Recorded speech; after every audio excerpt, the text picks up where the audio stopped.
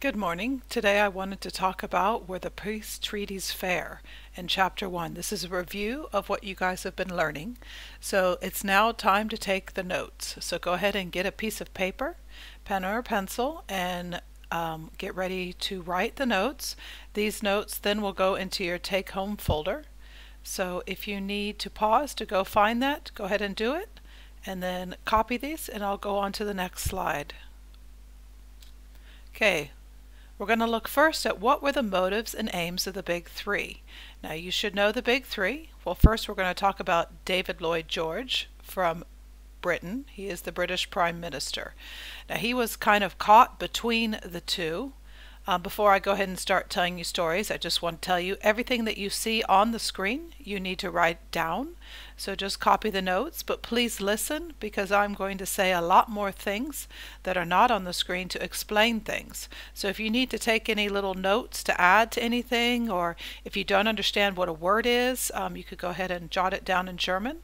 So David Lloyd George, he's the British Prime Minister, and as you know, Lloyd George is kind of caught between the other two. He did want to make Germany pay, but he didn't want to be too harsh. He didn't want to make Germany be vengeful, or he didn't want France to be too strong. So if Germany gets really weak and France gets a lot from it, France gets really strong.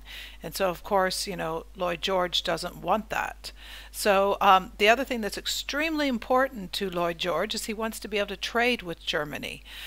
Germany previously was a huge trading partner with Britain. And so if Germany becomes weak, they can't do the trading, and so therefore Britain becomes a little bit weaker.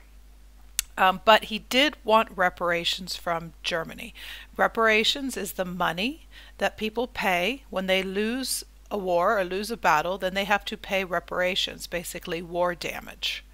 So if you are not done taking the notes, go ahead and pause. If you listen to me instead of taking the notes, that would be even better.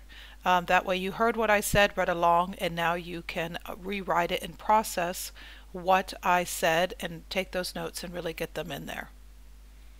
So the next we have is George Clemenceau. He was the French Prime Minister. You have to think about France and where they are. France is right next to Germany. Lots and lots of damage was done to France. Okay, so they wanted to really crush Germany. They didn't want Germany anymore. They wanted to make sure that Germany was ruined, destroyed, and never had anything to fear from it again. Because if Germany decided they were going to be vengeful and they wanted to get retaliation for everything, the first thing they're going to do is attack France. So they wanted to, that's basically their thought. They said they need to protect themselves from Germany. So they wanted it harsh. They wanted to crush them, and they also wanted reparations from Germany. So if you need to pause, go ahead and pause. If not, I'm going on to the next slide. Okay, Wilson, he was the United States President. Do keep in mind that the United States is 3,000 miles away from Germany, so Wilson had no fear of a German invasion.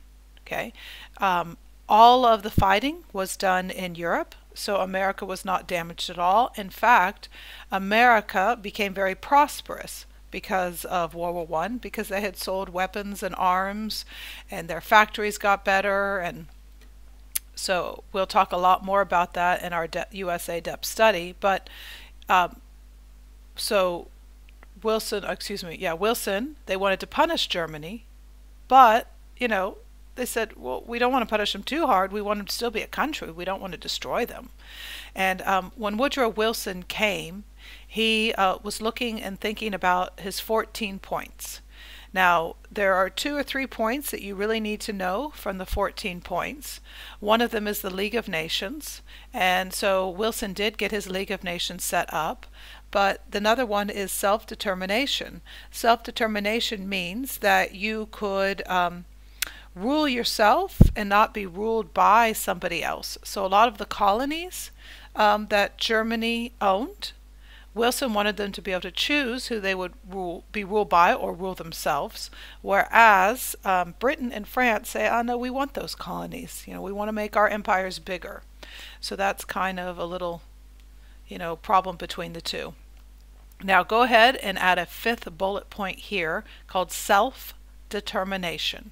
Okay, and that's what I just said. Self-determination is choosing who rules you or to be ruled by yourself. We'll discuss more about that later. If you need to pause, go ahead and pause. Again, add that fifth bullet point, self-determination. Okay, and now I want to show you this video here. This political cartoon right here. We've got Italy here, America here, England, France. Can't really see what this says.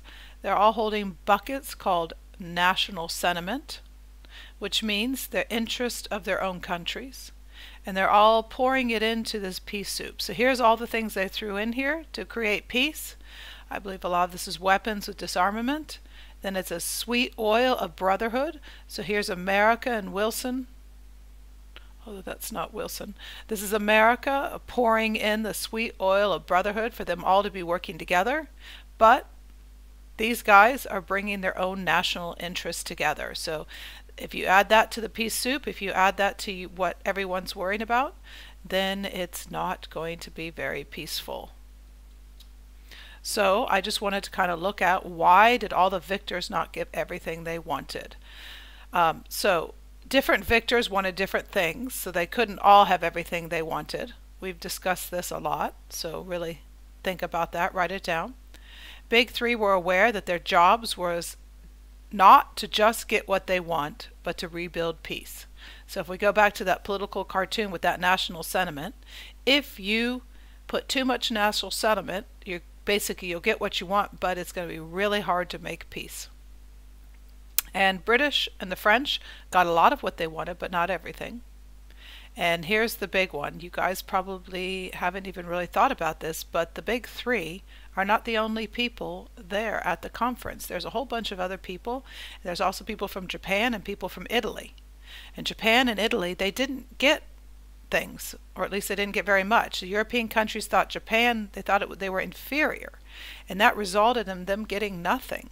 And so later, if you guys, so history spoil alert, later Japan joins Germany for World War II, and Italy also didn't get much, and Italy also changes to Germany's side. So think about this. If you short people and they don't get the acknowledgement, maybe they're going to turn sides to turn to the other side. So pause this and write this down if you need to. If not, I want to show you this picture. So here's an official oil painting of the Paris Peace Conference. This happened in the Treaty of Versailles, hence why it is called the Treaty of Versailles. Or it happened in the Palace of Versailles, which is why it's called the Treaty of Versailles. And as you see, there are tons and tons of people. So if you think it's just those three guys, this is the image that you should actually have in your head. So I'm going to take a pause of this video now, so you'll have this video and the next video in order to copy today.